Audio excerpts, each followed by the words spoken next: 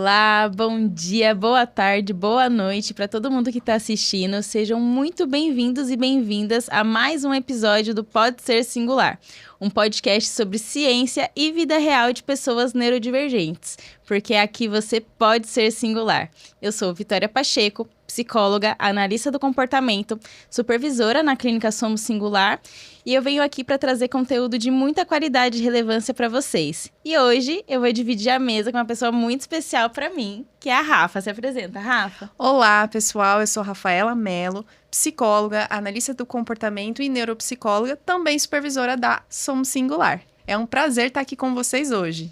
Maravilha. E hoje temos aqui um convidado muito especial também, que é o Paulo Boari. Seja bem-vindo, Paulo. Muito obrigado Vitória, obrigado Rafaela, adorei o convite e espero estar contando um pouquinho aí da história para vocês. Maravilha.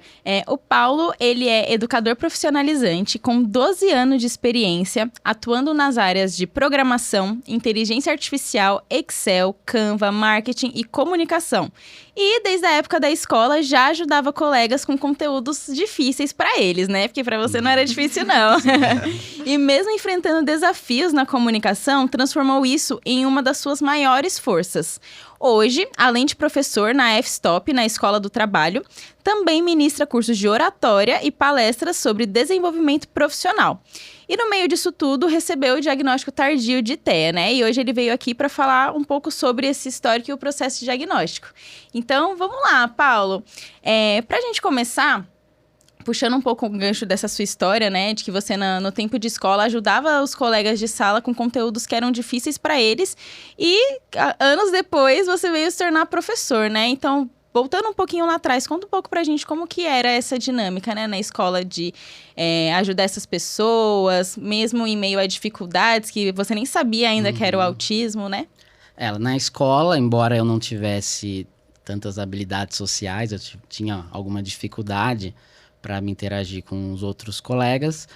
Mesmo assim, como eu tinha algum destaque com as minhas notas, tinha facilidade de cumprir as atividades, era comum que os colegas pedissem ajuda. Então, alguém estava com alguma dificuldade ali, não entendeu o que a professora passou, ele me pedia socorro. Eu ia lá, ajudava. Na escola, não achava tão difícil, eu tinha facilidade principalmente com exatas, com matemática, é o que eu mais gostava. Achava até engraçado porque as pessoas, elas têm um pouco de pavor da matemática. Sim. Eu sou uma delas, tá? Eu também. Fugi muito da matemática. Eu achava maravilhoso porque a matemática, quando você entende o sentido, a lógica, ela é previsível, é só você entender como ela funciona e ela sempre vai funcionar da mesma forma. Você pega o português... Tem muitas variações, né? Português é difícil mesmo. Vira e mexe, troca também, né? Tem uma reforma ortográfica ali, outra ali. Então, o que você aprendeu lá atrás não necessariamente é como funciona hoje. Tem gente que colocava acento num monte de palavra que agora tem que aprender a não colocar acento porque tiraram o acento. A matemática parece que ela faz mais sentido. Então, eu sempre gostei muito disso. E eu acho que quando alguém está aprendendo alguma coisa, ele está lá prestando atenção no professor, acontece de aquela forma que o professor ensinou não ser o suficiente para o aluno assimilar. E é comum você chamar o colega ali do lado e... Você entendeu? Você entendeu, perguntar, esperar que ele responda do jeitinho dele. Eu, como aluno, eu não conseguia explicar igual um professor, mas muitas vezes era o suficiente para aquele coleguinha ali entender. Então, acho que era um pouco disso que acontecia. Eu fazia as minhas atividades sem muita dificuldade e os alunos me pediam ajuda. Às vezes pediam colinha também. Que legal. Então, por mais que você tivesse essas dificuldades, né? Que eu queria entender um pouquinho melhor como que eram essas dificuldades na época da escola, ainda assim você conseguia dar esse suporte para outras pessoas. Imagino também que era uma forma de estar próximo dessas pessoas também, né? Você pode contar pra gente um pouquinho mais sobre como que era o seu dia a dia na escola? Quais tipos de dificuldade você tinha? Tinha bastante dificuldade social. Era o que as pessoas chamam de, aquele aluno ele é meio bobo, né? Os outros zoam com ele, mas mesmo assim ele, quando pedem ajuda, ele vai lá e ajuda. Acontecia muito isso comigo. Eu não tinha muita malícia. Então, mesmo que acontecesse o que hoje as pessoas chamam de bullying, mesmo que acontecesse isso, se alguém viesse me pedir ajuda, eu estava ali, eu ajudava. Eu não assimilava muito bem que, opa, como assim? A pessoa me pediu ajuda e eu vou falar que não. Eu não vi essa possibilidade de falar não. E, inclusive, olha que coisa interessante. Eu acho que parte do meu desempenho na escola era por não entender que eu podia dizer não para as coisas. Porque a professora ensinava uma coisa, falava que era para fazer, eu fazia. Por mais que eu tivesse colegas na minha volta que não faziam, estava com preguiça, seja lá o que for, é como se eu não enxergasse isso acontecendo. Eu não conseguia imaginar eu dizendo não se alguém foi lá e me disse para fazer. E depois de mais velho que eu fui perceber, caramba, o pessoal não era como eu. Eles faziam as coisas, não faziam as coisas, aliás. Se alguém falava para me fazer, eu fazia. Então, não fazer não era uma possibilidade. não era uma possibilidade. Hoje, olhando em retrocesso, eu vejo que parte do desempenho que eu tive era por conta de não imaginar que eu poderia recusar de fazer alguma atividade. E na escola, como fora da escola, qualquer grupo social que eu fizesse parte, eu me tornava o estranho do grupo. E eu tinha dificuldade de entender por que isso acontecia. Poderia ser um grupo que eu acabei de ter contato. Acabou de se formar o grupo agora. Comecei ali um curso em algum lugar, as pessoas acabaram de se conhecer, parecia que eu me tornava o estranho imediatamente. Possivelmente fosse o jeito de andar ou alguma forma de se vestir. Na época eu não conseguia visualizar isso. Mas hoje eu vejo que... Hoje eu sei, né, que alguma coisa destoava e fazia com que as pessoas tivessem essa interpretação. Uma coisa que acontecia também é a minha autopercepção, consciência corporal. Então, poderia acontecer de ter diversas pessoas achando estranho alguma coisa que eu estivesse fazendo, um jeito de andar, algum gesto com a mão. Todo mundo começava a me zoar por conta daquilo, mas eu não conseguia ver o que eu estava fazendo de diferente. E até hoje, a minha esposa ela é fisioterapeuta, e às vezes ela fala, ó, faz tal movimento para esticar o braço aqui, ali, daí eu acho que eu tô fazendo do jeito que ela falou, e daí ela fala, não, eu falei para fazer assim, não foi assim que eu fiz. E isso eu tenho bastante até hoje, essa falta de percepção ou consciência corporal. E quando que você começou a perceber essas diferenças? Quando que isso te incomodou, né? Te incomodava? Quando que aconteceu isso, assim? Que você começou a se incomodar por as pessoas te tratarem assim? Ou você acabar sendo considerado estranho? Eu sempre senti isso. Não teve... Olha, com tal idade começou. Sempre, em todas as relações, desde entre parentes, depois para a escola, eu sempre tive a sensação que as pessoas, elas me olhavam diferente. Sempre alguém apontava alguma coisa como se fosse estranho. Olha o jeito que ele pegou, olha o jeito que ele andou. Sempre apontavam alguma coisa. Mas o momento que eu comecei a pensar, deve ter alguma resposta para isso, deve ter alguma coisa que eu tenho que entender, eu acho que isso aí foi mais depois dos 16, 17, que eu fui tendo acesso a mais informação, daí eu fui ver, olha, isso aqui pode ser que se enquadre nisso, se enquadre naquilo. Então foi acho que a primeira vez que eu comecei a imaginar que poderia ter um nome aquilo, porque até o momento era só uma situação que eu não entendia, parecia que eu fui escolhido para ser estranho e pronto. Sim. E você trouxe também um pouco sobre as suas dificuldades nessa adolescência, né? Que estava muito associada às habilidades sociais. E, de repente, você virou um professor, Sim. né? Que é uma grande exposição social, né? Demanda de habilidades de comunicação também. Conta um pouco como foi esse processo, né? De enfrentar esses desafios e tornar isso hoje uma potência sua. Sim. Primeiro que eu não tinha vontade de ser professor. Inclusive, eu acreditava que professor e médico eram duas profissões que eu não queria de jeito nenhum. O professor por conta de... Eu não sabia porque alguém queria ser professor. E médico eu via que era uma profissão com muita responsabilidade.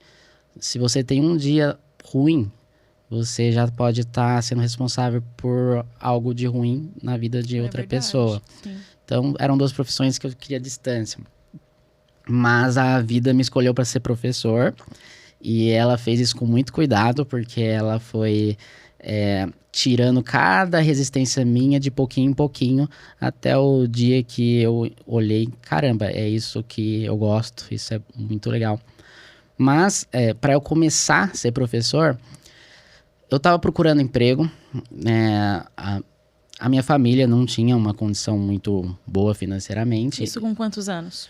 Isso com 17, 18 anos. Daí eu queria ajudar a minha família com as contas para poder evoluir um pouco a nossa condição de vida. Procurei emprego. Teve um ano que eu fiquei o ano inteiro fazendo entrevistas. Até passava de fase, mas não era contratado. Elogiavam o currículo, elogiavam isso, mas não era contratado de jeito nenhum. E também eu fiz um concurso público, e nesse concurso público a função era monitor de ofício. E monitor de ofício de tecnologia. Eu estava me formando em tecnologia em web design. Eu pensei, vou fazer esse concurso. Se eu passar, pode ser que eu tenha um emprego ali, eu vou conseguir essa vaga. Nem tive certeza do que se tratava, não estava tão claro para mim aquela função monitor. Mas eu fui lá e me inscrevi. Passei, e quando eu fui chamado, eu fui ter uma conversa com a gestora na época. Ela foi me falar qual era a minha atividade. Eu imaginava que tinha a ver com escola, que tivesse a ver com uma profissão, mas talvez que eu fosse dar um suporte.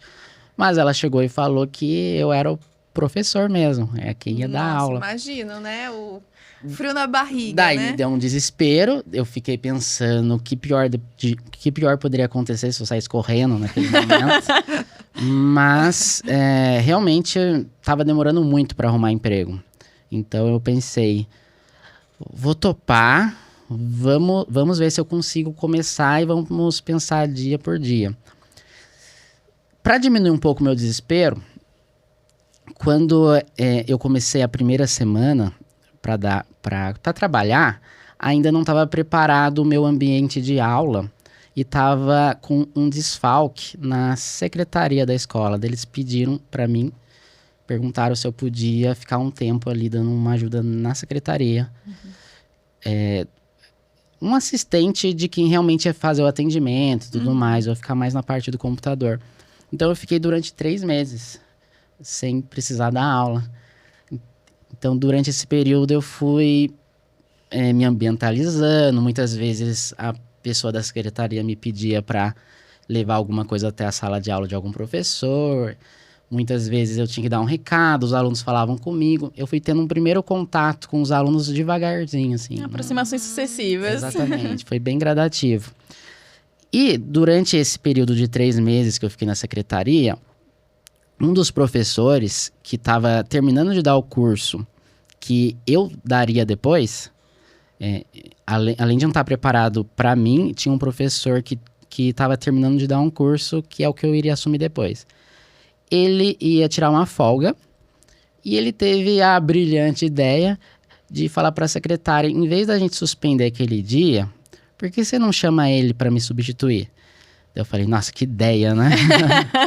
Mas foi legal porque eu não ia assumir uma turma inteira, todas as atividades logo de cara. Eu só tinha que me focar em um dia de aula. Então isso também foi muito legal. Eu fiquei a semana inteira pensando como que ia ser da aula. Não tinha ideia de tempo, não tinha ideia de como trabalhar o conteúdo. Mas criei vários cenários. Olha, se render muito, vai ser essa atividade. Se não, vai ser só essa. Se não, vai ser essa. Tinha plano Em que A, momento que era B, esse planejamento C. todo? Depois do trabalho, chegava em casa e ficava me planejando. Passei a semana inteira trabalhando de noite também.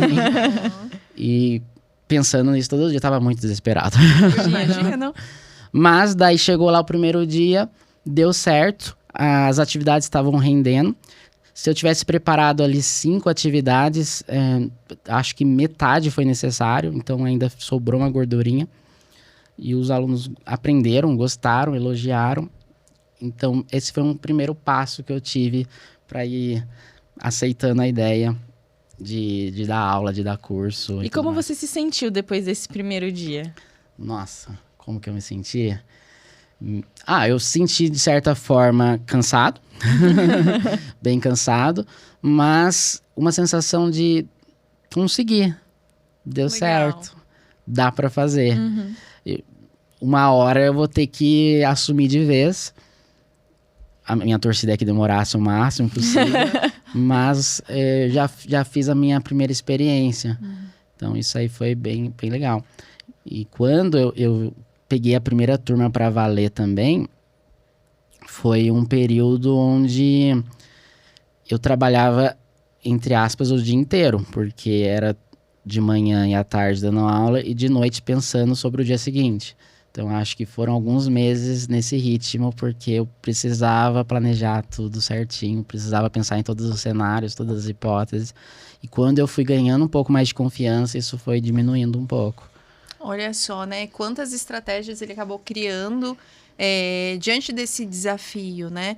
Então, você teve a oportunidade de ter uma aproximação gradual daquela situação, e isso pode ser uma estratégia, né, para outras pessoas, para pessoas no geral, né? Quando a gente está diante de um desafio, né? E se aproximando aos poucos desse desafio, e assumindo pequenas partes. Então, você teve a oportunidade de pegar uma pequena parte ali antes de ir para o seu compromisso, assumir o compromisso ainda maior, né? Mas a gente também viu os desafios que você teve em relação a isso, né? Essa necessidade de planejar e se antecipar. E como que é isso para você na sua vida de forma geral? Você segue precisando disso para se organizar melhor? Ou hoje você consegue não necessitar desse planejamento tão extremo? Porque é exaustivo também, né? Sim, é um gasto de energia muito grande, né? Porque você está vivendo a situação com frequência antes de viver a situação de fato, né? Sim, eu melhorei bastante nisso. Acredito que por entender que isso fazia mal e deslumbrar que eu queria ser uma pessoa que ficasse mais relaxada, que pensasse menos nisso, eu tornei isso um objetivo. De tanto insistir nisso, hoje, muitas vezes eu consigo. Mas, vamos dizer, eu fui convidado para fazer essa conversa aqui com vocês no podcast.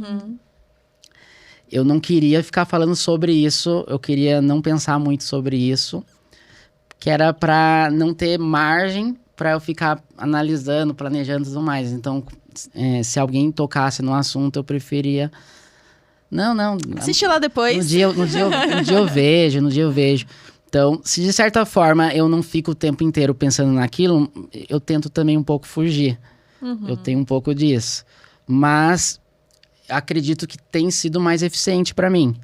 Eu não vou ficar pensando nisso todo dia e tudo mais. As pessoas em volta, às vezes, esperam um pouquinho mais de mim. Fui planejar uma viagem com a minha esposa e mais uns amigos nossos. Daí, todo dia eles queriam combinar alguma coisa sobre a viagem. Daí eu falava, combina aí vocês e tal, porque eu não queria ficar pensando. Então, se de certa forma eu precisava pensar em tudo, hoje eu tô tentando fugir. Eu não quero ficar gastando essa energia. Eu fui um pouco pro outro lado, eu acredito. Eu imagino, porque isso gera muita ansiedade também, né? E eu acho que passar por todas essas vivências puderam te mostrar que você consegue. Sim. Então, hoje já não precisa ficar gastando tanta energia, né, mental, com todo esse planejamento. Tem gente que se ilude achando que, nossa, que despreocupado, ele não fica pensando. A pessoa não tá vendo que dentro de mim eu tô fugindo daquilo, porque senão... Justamente pra não, eu fico né? preocupadíssimo. Mas é importante isso, né? Porque quando a gente fala da outra pessoa, não tem certo e errado. Sim. Não quer dizer que, é errado determinada forma ou é errado é determinada estratégia. É importante pensar no que funciona pra você, Sim. né? Diferente do que funciona pra mim, pra Vitória. Então, tem que ser o que funciona pra você e o que não te causa prejuízo, né? Porque se isso em algum momento estiver causando prejuízo, atrapalhando a sua vida, aí é legal a gente olhar. Mas não quer dizer que precisa ser de uma outra forma, né? Então, é esse cuidado que a gente tem que ter também, pensando em nós profissionais, né? O quanto a gente tem que ter esse cuidado para não querer modificar uma coisa que talvez não precise ser modificada. Sim. Às vezes só alguns ajustes, né? Então, é importante a gente ter essa visão também, né? Eu acredito que vai muito do prejuízo que a pessoa tem na qualidade de vida dela. Sim. Quanto mais autoconhecimento a gente tem, mais a gente vai se adaptando para diminuir aqueles prejuízos. Eu acredito que, pensando no meu ponto de vista, que não é legal evitar todas as situações, Sim. Todas as limitações, ficar evitando todas as dificuldades. Eu acho importante tentar superar, mas o seu autoconhecimento vai te fazer saber como lidar com aquilo, tentar de um jeito, tentar Entender de seus outro. limites, né? Eu sou uma pessoa que por mais que eu tenha insegurança em várias coisas, por mais que eu já tive muito mais insegurança, eu gosto de me desafiar.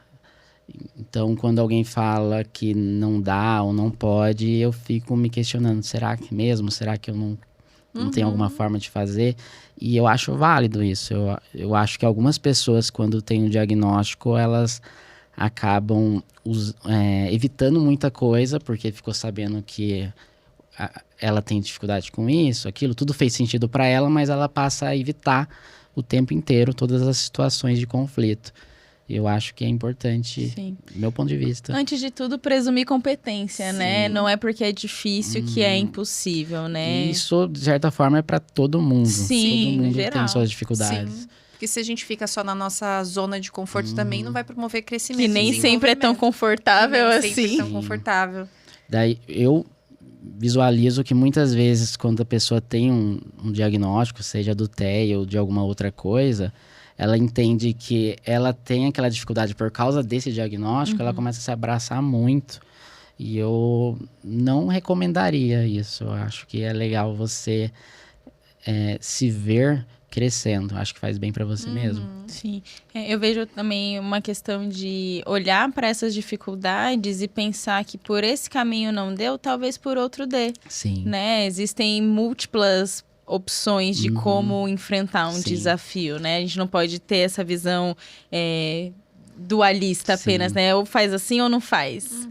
Então, Sim. acho que é muito importante isso no E processo. tem coisas que, por a minha forma de ser e de funcionar, quando eu puder, eu evito, mas eu sei que em alguma hora eu vou ter que enfrentar aquilo. Sim. Eu não gosto de lugares muito movimentados, com muita gente. Então, sempre que dá, eu evito.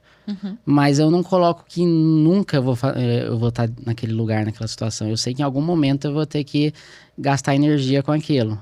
Então, eu calculo. Às vezes, aquilo lá dá pra eu pular fora, daí eu não vou. Sim. Mas eu sei que em algum momento eu tenho que enfrentar. Eu não vou ficar achando que eu vou ter que fugir e as pessoas têm que aceitar isso. Sim, porque às vezes é até para manutenção das nossas próprias Sim. relações, né? Estar em um lugar que é importante para alguém Sim. que é importante para mim. Sim. Então, muito legal que você tenha essa visão.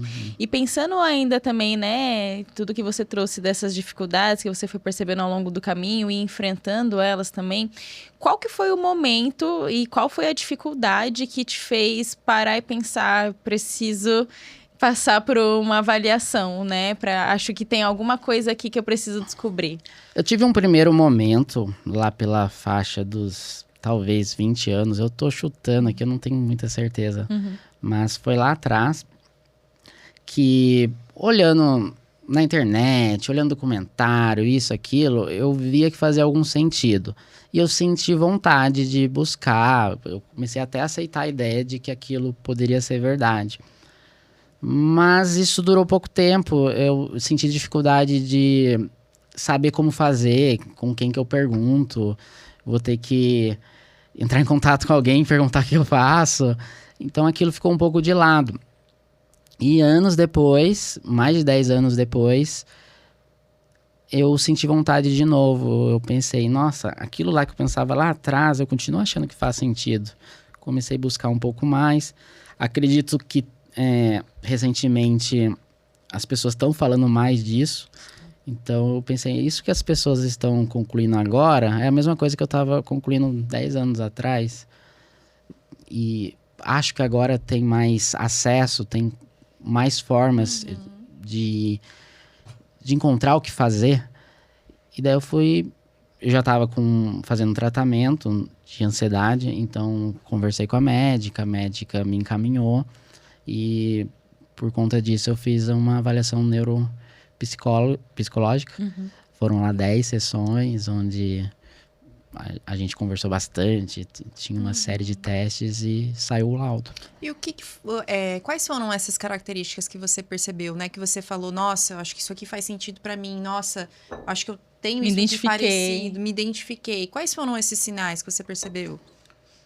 Tem a questão social, a questão de encontrar... Eu visualizo muito padrões, eu sou uma pessoa que sempre tá enxergando padrão nas pessoas, nos objetos, então eu enxergo muito padrão.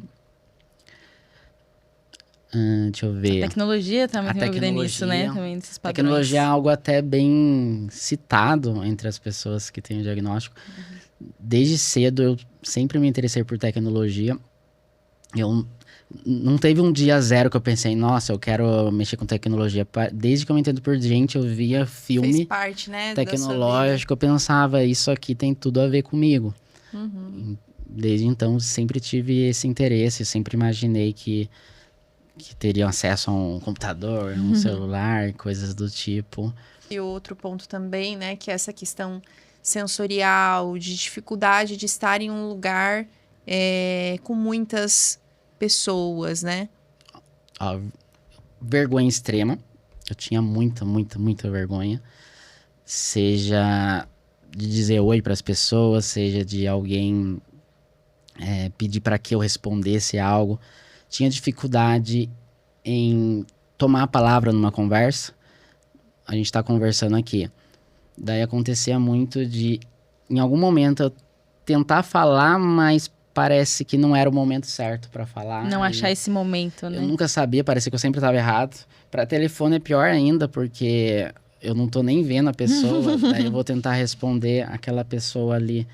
Ela volta com a palavra, daí eu penso, nossa, eu entrei errado de novo. Deixa eu ver. Você tinha pontuado também do perceber, né, o seu corpo mesmo, os seus movimentos, essa dificuldade de se perceber. Eu tenho uma autoconsciência, uma consciência corporal, acredito que eu tenho uma dificuldade com isso. Então, se alguém fala para mim fazer um determinado movimento, eu vou lá e tento fazer esse movimento. Eu acho que eu tô fazendo. E daí alguém fala, não é esse movimento, não é. Me lembrei de uma coisa que acontecia muito desde a época da escola, que era a questão de expressão facial. Hoje eu acredito que eu tenho bastante expressão facial, mas quando eu era criança, as pessoas falavam que eu não tinha expressão facial. Diziam que se eu estivesse feliz, triste, a cara era a mesma, não mudava nada. Tinha um apelido, o pessoal me chamava de Crepúsculo. Eu ia mencionar isso, a Kristen Stewart, né? Exatamente. Que ela não tem nenhuma expressão. Me chamavam dessa forma. Muitas vezes eu ficava tentando entender o que eles estavam querendo dizer com isso. Eu ia pra frente do espelho, ficava tentando fazer caras e bocas. Hoje eu sei que eu tô fazendo expressões faciais, mas não me pede pra fazer aquela cara que eu acabei de fazer, porque eu já faço diferente. Às vezes a minha esposa fala, nossa, essa carinha faz de novo. Eu tento fazer de novo, sai outra coisa. É como se eu não tivesse total domínio. Eu sei que eu tô mexendo aqui, mas eu não... Mais espontâneo, né? Exatamente. E aproveitando esse gancho das expressões faciais também, né? Uma característica muito predominante em pessoas que têm o diagnóstico tardio é que elas passaram a vida inteira mascarando características, né? Desse diagnóstico. Você consegue hoje identificar dificuldades que você teve durante esse seu desenvolvimento que você mascarou de alguma forma e como que você fazia esse mascaramento? Eu tinha dificuldade de olhar nos olhos. Hoje eu ainda sinto um pouco de desconforto de sustentar, mas hoje eu consigo. Seja olhando um pouquinho e mudando, ou às vezes até olhando em volta, alguma coisa do tipo. Olhando aqui. E eu acredito que isso pontue um pouco em relação às relações. As pessoas, elas gostam de estar conversando com você, olhando nos olhos. Tinha essa dificuldade de manter o contato visual, e aí você falou que você usa outras estratégias, né? Tinha alguma coisa nas relações, por exemplo, que você sabe que você tinha que estar fazendo tal coisa, mas era difícil para você fazer tal coisa, você fazia uma outra estratégia para conseguir alcançar isso? Sim. Não sei se é exatamente o que você perguntou, mas uma coisa que me veio na cabeça agora é uma dificuldade com alguns comportamentos sociais. Uhum.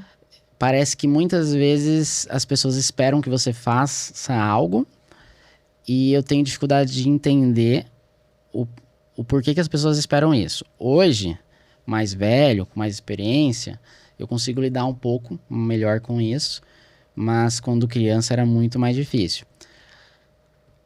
A pessoa chega e te oferece uma água, te oferece um bolo, te oferece alguma coisa. Tem momentos que se eu aceito, alguém do lado fala, não, você tem que recusar por educação. Por quê, né? E tem momentos que se você não aceita, porque você está recusando por educação, a pessoa fala, você está fazendo desfeita. Eu nunca entendia. Qual era o momento? Como que eu descubro isso? A sensação que eu tenho é que eu nasci, vim para um mundo, todo mundo teve acesso a um manual de instrução. Nossa. E eu não tive acesso a esse manual, não me passaram esse manual. Essa é uma sensação que eu tenho constante, embora hoje, com mais experiência, eu lide um pouco melhor. Quando eu era criança, eu tinha dificuldade de entender ironias, eu sempre fui muito literal. Hoje, ainda sou bastante literal, mas hoje é como se meu radar tivesse um pouco mais esperto, ali, mais ligado. Então eu consigo pensar, olha, a pessoa está sendo irônica, às vezes até eu gosto também de fazer um pouco de ironia, eu gosto muito de analogia, mas essa literalidade muitas vezes fez eu passar bastante gafe, bastante situação de desconforto.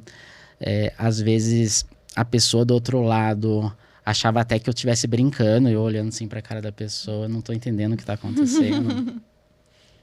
Uma vez eu estava num curso e a professora estava explicando a matéria. Em algum momento, eu não lembro exatamente o assunto, mas em algum momento que ficou na minha memória é que ela falou sobre um plantão que ela tinha que fazer. E eu travei naquilo, eu fiquei pensando, não consegui mais ouvir mais nada que ela estava falando. Daí passou uns 5 minutos e falei, professora, eu não estou conseguindo entender porque eu não entendi o que plantão tem a ver com essas outras partes. Ela falou, plantão... Na minha cabeça não veio. E não explicou, né? O que era o plantão, na minha cabeça não estava claro que ela estava falando de quando você fica num horário ali de trabalho e tudo mais. Disponível, né? Porque na minha cabeça, eu estava imaginando uma planta. Uma planta grande. Não. Eu estava só pensando como que planta apareceu nesse assunto. Nada estava se conectando mais. E eu, dali pra frente, eu não consegui ouvir mais nada. Fiquei assim, professor, por favor, socorro. Daí ela achou que eu tava brincando. Daí eu entendi, depois que ela explicou o que era, deu, tá. Mas eu não tava brincando. E olha só que coisa, né? O mundo típico cria muitas situações que é de difícil compreensão, São né? completamente controversas, né? Completamente controversas, e as pessoas atípicas, elas são obrigadas a conviver nesse mundo que as pessoas estão se comportando dessa forma, sabe-se lá o motivo, Sim. né? Tem momentos que a gente usa, por exemplo, esse exemplo que você deu de... Tá, que hora que eu ofereço, que eu hora que eu nego, aceito. que hora que eu aceito. Eu ainda por não quê, sei, né? gente. Por quê? Ainda Por não que as sei. coisas não poderiam ser mais claras, né? Mais objetivas? Você tem que dizer sim quando é não, não quando é sim. É, Sim. por quê, né? E é educado. Porque, e quando você pergunta pra uma pessoa típica, ela também não sabe explicar o porquê. Só porque ela foi ensinada de que essa é a expectativa. Uma convenção social, social, que sim. foi criada por sabe-se lá quem, Parece que momento, é um né? teatrinho ali que todo mundo tem que Tá acompanhar. atuando de alguma forma. Mas eu tô com dificuldade de saber o meu papel. E eu achei muito interessante que você trouxe uma fala, esse ponto do parece que todo mundo teve acesso a um manual de instruções que eu nunca tive. Essa mesma exata fala foi trazida por outra convidada que a gente trouxe aqui, que Caramba. foi a Fernanda Fialho. Uau. Então, é um sentimento que atravessa essas pessoas, né? De... como eu vim parar aqui, né? Por que vocês sabem fazer isso ou não? Onde que vocês aprenderam que eu ainda não peguei esse ponto? É um sentimento que existe uma cobrança, uma espera que você se comporte de tal jeito, mas eu não tô não me comportando daquele jeito porque eu quero, eu só não tô entendendo. Sim. Então, e o quanto é importante que as pessoas tenham conhecimento sobre isso também, né? Porque realmente tem coisas que pessoas típicas fazem que não fazem sentido e não é obrigado a fazer sentido para, né, para aquelas pessoas que não querem estar dentro dessa lógica, né? E respeitar essa diversidade, ela é isso também. A gente entender que outra pessoa ela pode se comportar de um outro jeito que é funcional para ela, né? E que tá tudo bem. Uma compreensão que eu tenho hoje, uma maneira que eu tenho de enxergar, é que é como se as pessoas... Vou para a tecnologia, vamos lá. É como se fossem sistemas operacionais diferentes. Então, eu tenho uma pessoa lá que usa o Windows, eu tenho uma pessoa que usa um Linux. Sim.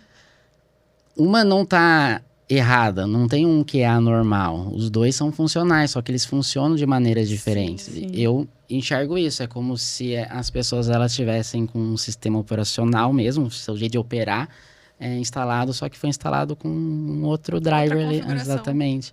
Sim.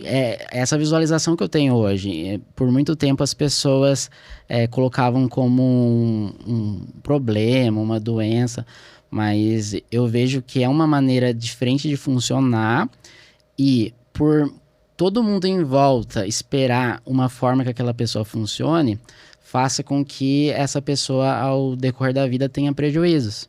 Mas é por causa que tem um entorno dela se comportando de um jeito diferente, se cobrando de uma maneira... cobrando de outra maneira essa pessoa. Sim, as exigências desse ambiente são outras, né? Voltando um pouco também para a sua prática profissional, né? Daquilo eu trouxe que hoje você trabalha na frente ali de algo que foi um dia o seu desafio, que é se expor socialmente também, né? Se comunicar com essas pessoas. Como que foi para você desenvolver essas habilidades e como é hoje atuar com isso? Foi por etapas, também foi gradativo. Quando eu comecei a dar aula, era uma aula totalmente técnica. Eu era um professor, os alunos tinham os seus computadores, eu dava instrução para eles, eles seguiam aquilo, e depois eu passava atividades e ficava ali visualizando eles, dando suporte e tudo mais. Eu comecei só fazendo dessa forma, e eram menores de idade. Depois... eu comecei a dar aula para maiores de idade, quando falaram que eu ia começar a dar aula para maiores de idade, eu também fiquei bem desesperado, porque eu estava acostumado com uma coisa, agora eu vou para outra. Mas eu pensei, vou conseguir, vai dar certo. Eu nem expus que eu estava com esse receio, a pessoa falou, agora a gente vai abrir para maiores de idade e tal. Agiu naturalmente. O que eu falei vamos, legal, por dentro, socorro. Não quero, pelo amor de Deus, porque tira daqui. A minha sensação é que poderiam ter pessoas ali mais experientes que eu, mais velhas que eu, que elas soubessem coisas que talvez nem eu soubesse ainda. A minha sensação era essa. Só que conforme eu fui dando uma aula, eu percebi que a pessoa que tá ali, ela tá interessado em te ouvir. Então, hoje eu vejo isso com bastante tranquilidade. Passou mais um tempinho, me pediram para dar outros cursos que fugiam um pouco da tecnologia, pois tinha um curso que estava muito em alta lá na escola e o professor, ele estava se mudando, indo para outro país. Daí perguntaram se eu podia dar esse curso para não perder esse curso, já que era um curso que tinha bastante procura lá na escola. Eu tinha feito como aluno esse curso com ele, eu falei, tá bom, vou fazer. Só que a diferença é que não era um curso com computador, era um curso que eu ficava o tempo inteiro falando, me comunicando, era um curso que eu tinha os slides, mas era minha pessoa aparecendo. Você era um instrumento principal. Exatamente. Que era um curso de empreendedorismo e diferencial competitivo, onde eu tinha que falar, ensinar os alunos o que eles tinham que fazer para conseguir ter um empreendimento acima da média, ter algum destaque profissional. E era o tempo inteiro alunos olhando para mim e prestando atenção no que eu falava, fazendo perguntas. Tinha uma dinâmica aqui ou outra ali, mas era uma exposição contínua. Eu acho que quando eu percebi que dava para fazer isso, daí foi quando eu enxerguei que eu realmente estava gostando de dar aula. Legal, aí abriu o seu horizonte. Eu percebi, eu consigo fazer e abrir o meu horizonte. Eu também tenho essa capacidade, parecia algo impossível no começo, porque a qualquer momento alguém vai fazer alguma pergunta que eu não vou saber como me virar, não vou ter confiança suficiente para responder. Eu vou ter que ter palavras para falar o tempo inteiro. Então, se eu tenho uma aula de 3 horas, são 3 horas que estão esperando com que eu fale. Eu não posso ficar ali 30 minutos parado sem fazer nada. E ali foi um momento que eu cresci bastante. Eu estava ali na faixa dos 25 anos, né? Mais ou menos ali. E olha, eu acho que foi ali que eu comecei a olhar mais nos olhos das pessoas. Então, eu ainda, dos 20, quando eu comecei a dar aula, até os 25, ainda era bem difícil. Tava dando aula, mas fugindo. Tá? Assim, se alguém fazia alguma pergunta, eu ficava retraído. Olhando para uma mesa ali no centro da sala. Lá na parede do fundo. Sim. Com 25 anos pra frente, eu comecei a olhar um pouco mais, ter um pouco mais de confiança. Tanto no momento que eu olho e respondo, como no momento que eu olho e estou ouvindo. Uma curiosidade, olhar enquanto você fala é mais fácil, enquanto vocês estão falando, eu ficar olhando. É mais fácil do que eu olhar quando eu estou respondendo. Então, é muito natural, na hora de responder, fugir o olhar. Mas hoje eu consigo fazer um pouco mais isso. E com 30 aninhos eu entendi que eu tinha que aprender a me comunicar melhor. E comecei a estudar comunicação, comecei a procurar o que as pessoas fazem, o que o pessoal pensa e utiliza de técnica para lidar com a fala em público ou até mesmo em comunicação pessoa a pessoa. Vamos dizer assim que eu sou uma pessoa que sempre investi muito nas minhas dificuldades. Tanto é que sempre fui muito inseguro e um dos feedbacks que eu mais tenho dos meus alunos é que eu ajudei eles com a insegurança deles. Olha que legal. Como é para você ouvir isso? No começo, ficava muito intrigado, tentando entender como que isso aconteceu. Se tiver um desses alunos assistindo, eles vão lembrar. Mas eu ficava pensando... já aconteceu, o aluno me dá um feedback, falar isso, e depois eu questionar ele. Por quê? Eu queria realmente entender. Eu aceitava elogio, gostava, mas eu ficava tentando entender mesmo. O que aconteceu, o que eu fiz. Eu já fiz muitas perguntas para alunos quando eles me elogiam. Então, quando alguém me elogia, ela tem um sério risco de ser investigada. Porque eu começo a tentar entender por que a pessoa teve aquela visão. Mas isso ajudou muito no meu autoconhecimento. Ter esse feedback das pessoas, por que elas pensam isso, fez com que abrisse mais a minha cabeça. E eu acredito que por ter muita insegurança em muitas das coisas, eu fui criando várias estratégias para superar aquilo. Eu consigo dar dicas para as pessoas do que elas têm que fazer. É como se eu já te conhecesse vários caminhos das pedras, olha, eu usando metáfora. E com esse conhecimento, eu entrego mastigado para as pessoas. Você consegue ajudar outra pessoa. E eu sempre fui muito analítico. Eu sou uma pessoa que analisa muito. Eu adoro analisar as coisas. Então, esse meu percurso, essas minhas superações, eu estou o tempo inteiro analisando. Estou tentando entender o que eu acertei, o que eu errei, o que não tem nada a ver, o que foi coincidência. Mas eu acredito que hoje eu entendo que eu consigo ajudar as pessoas a serem menos inseguras porque eu analisei muito a minha insegurança. Sim. Nossa, e a sua trajetória, ela é toda marcada por aceitar desafios e Sim, tô com sempre. medo, mas eu vou tentar mais. Tô com medo, eu quero entender um pouco mais, então eu vou me aprofundar nisso. Inspirador, eu acho né? que eu tenho... Então, Sim. nossa, muito legal. Eu- Tenho essa dificuldade, mas eu quero aprender um pouco mais sobre outra área que vai me ajudar. E ainda assim, ajudando outras pessoas, né? Porque o seu trabalho é ajudar outras Sim. pessoas. Eu já vou nos próximos capítulos da vida tá contando para as pessoas o que elas podem fazer na hora que elas forem chamadas para um podcast. Vou começar a comentar para elas, ó, você pode ser mais um pouquinho desse jeito, ou pensar nisso. Ou se Não pensa muito preparar. antes. Exatamente. Mas eu sempre topei muito desafio. Eu acredito que isso foi visível dentro do meu trabalho. Tanto é que tem aí 2 anos atrás, quase 3, que a minha gestora da época, ela me fez uma proposta, ela me convidou para dar uma palestra. Uma palestra para outros profissionais. Eu achei muito interessante quando ela falou isso, eu pensei que legal.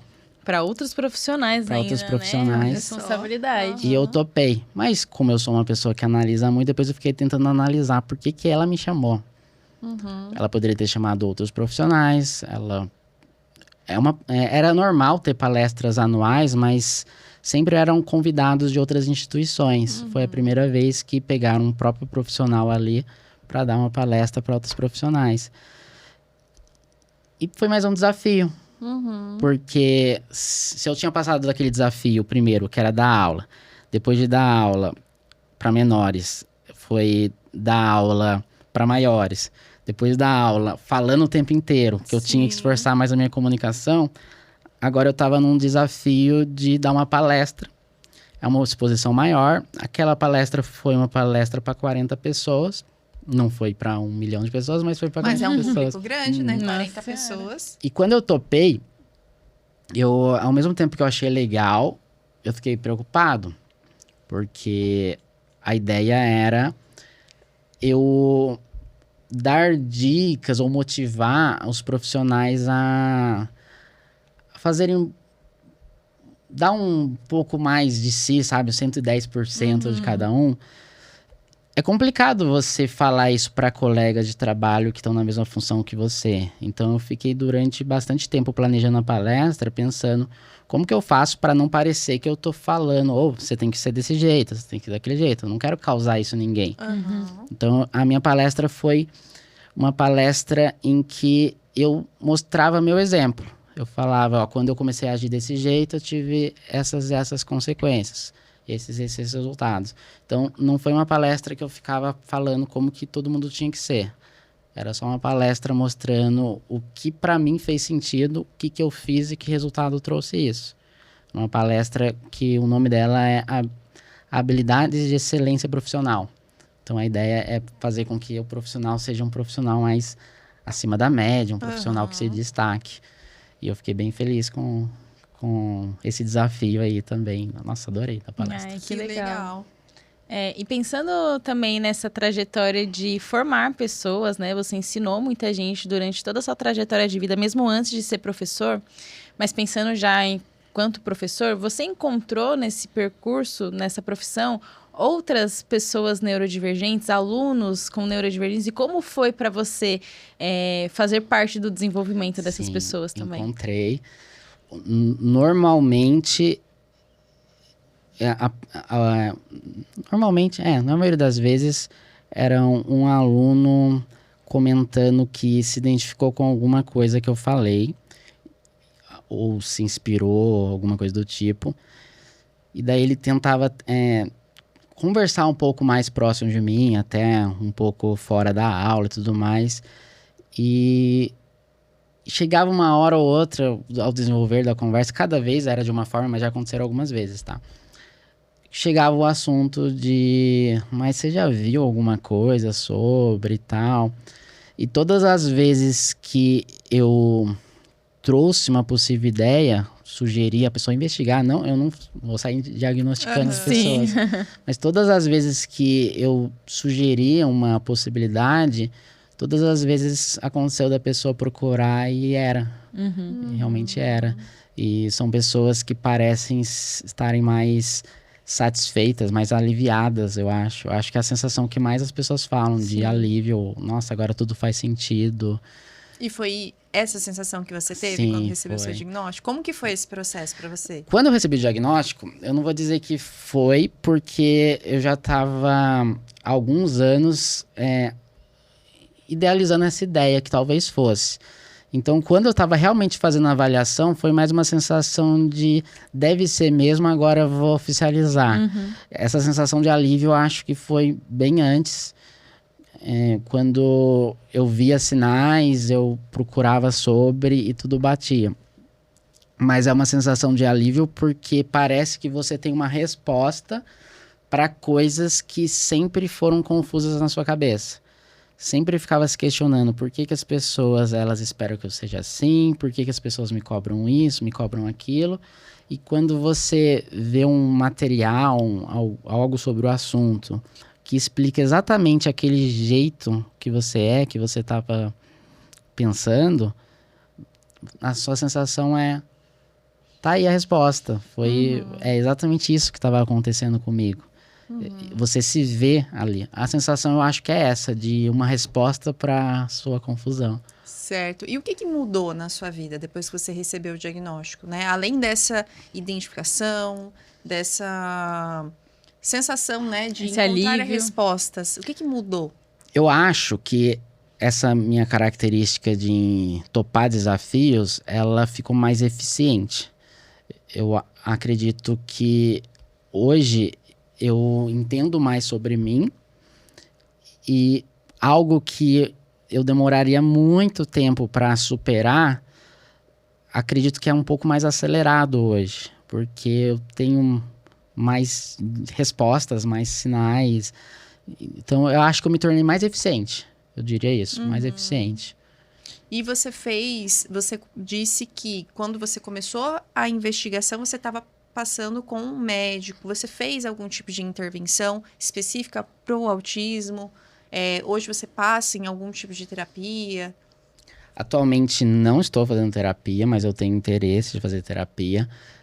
Não sei se é ignorância minha, mas a sensação que eu tenho é que ainda nem todo profissional de psicologia entende o perfil. Com certeza. Eu já tive algumas experiências que não achei que foram muito boas, então já tive algumas tentativas de terapia que eu deixava de lado, mas eu tenho essa vontade de tentar mais vezes, de acertar. Mas o sentimento meu é esse, que tem profissional que parece que tá meio desatualizado, às vezes ele fala sobre o assunto de uma forma até parecida como uma pessoa que não é da área, uma forma bem popular. Nossa, isso é um assunto muito importante, né?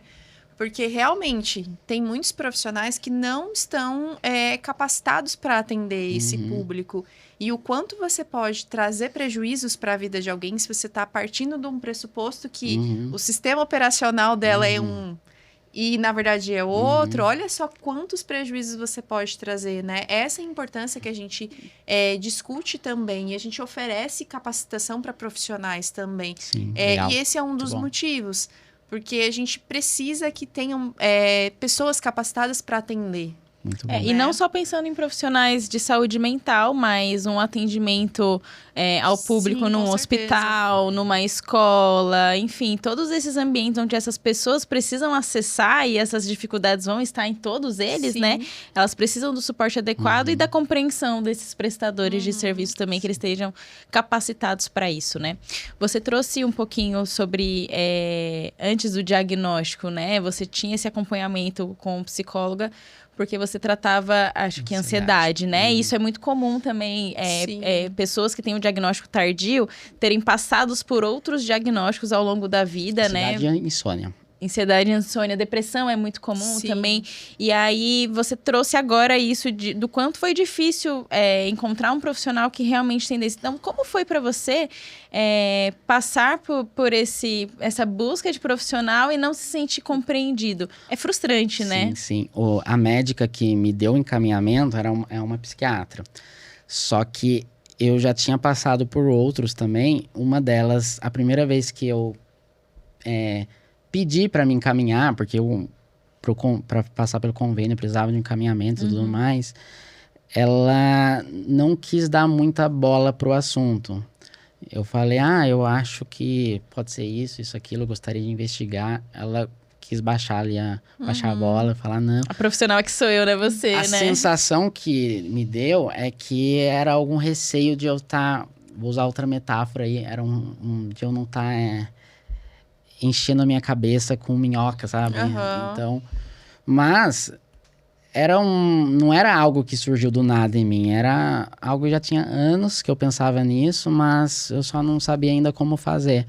E depois uma outra profissional, quando eu troquei, ela me fez esse encaminhamento e daí eu passei por uma profissional que é específica para analisar meu comportamento, que é uma neuropsicóloga, e daí ali parecia que eu estava com uma profissional que sabia lidar com o perfil. Ali foi uma sensação diferente. Era uma profissional que entendia quando eu falava sobre o meu jeito de pensar, sobre uma limitação que outros profissionais pareciam querer ignorar ou algo do tipo. Nossa, e isso é um relato muito comum, né? Sim. Principalmente para pessoas que são um nível 1 de suporte, que não tem tantos atrasos de desenvolvimento. É muito comum, às vezes, as pessoas falarem, é frescura. Sim. Mas isso é normal, olha, não tô vendo Só nada. se esforçar um pouquinho mais. E o quanto é importante, né, as pessoas terem e desenvolverem essa conscientização, né, sobre o tema. Porque o autismo, ele é muito variado, ele é um espectro. Então, a forma como ele pode se apresentar para uma pessoa, né, as características que ela vai apresentar, vai ser diferente de outra pessoa. E o quanto a gente pode atrapalhar a vida de alguém com esse tipo de fala, né? Então, é um assunto muito sério que a gente precisa cada vez mais discutir sobre isso enquanto sociedade, né? Eu acredito que isso pode causar até alguns traumas. Com certeza. Porque é alguma coisa que você fala, principalmente para criança, você fala para aquela criança uma vez, outra vez, e ela guarda aquilo no desenvolvimento todo dela. E o quanto atrasa encontrar a intervenção correta, né? Porque olha quantas experiências até encontrar um profissional. Muitas pessoas por esse caminho podem desistir e não chegar a uma conclusão, a não chegar à melhor intervenção por conta dessas experiências negativas que teve no caminho, né? E hoje, por acreditar que o meu desenvolvimento é mais eficiente me conhecendo, quando eu vejo alguém mais velho que eu imagino que possa ter alguma coisa, mas cabe a pessoa ter interesse ou não, eu fico pensando quanto que ela deixou de se desenvolver. Sim. Porque se ela tivesse sabido mais sobre a condição dela, sobre o sistema operacional dela, ela teria sido muito mais eficiente na vida inteira dela, teria muita qualidade de vida. Sim, tirar essas barreiras que cobrem potências, né? Que estão ali e só precisam ser estimuladas. Sim. Né? Bom, a gente tá chegando ao final do nosso episódio. Que pena, né? Tá muito gostosa a conversa.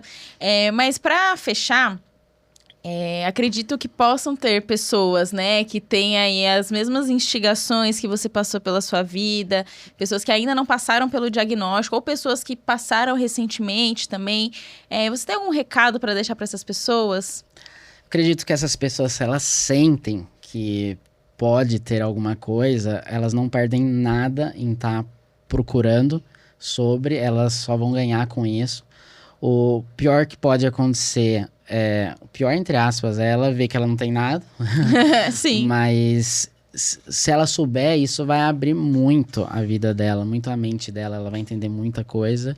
E procurem profissionais, se tiverem oportunidade, profissionais que realmente entendem o perfil, que são mais especialistas nisso, porque nem todo profissional ainda, eu acredito que tem esse olhar tão atento.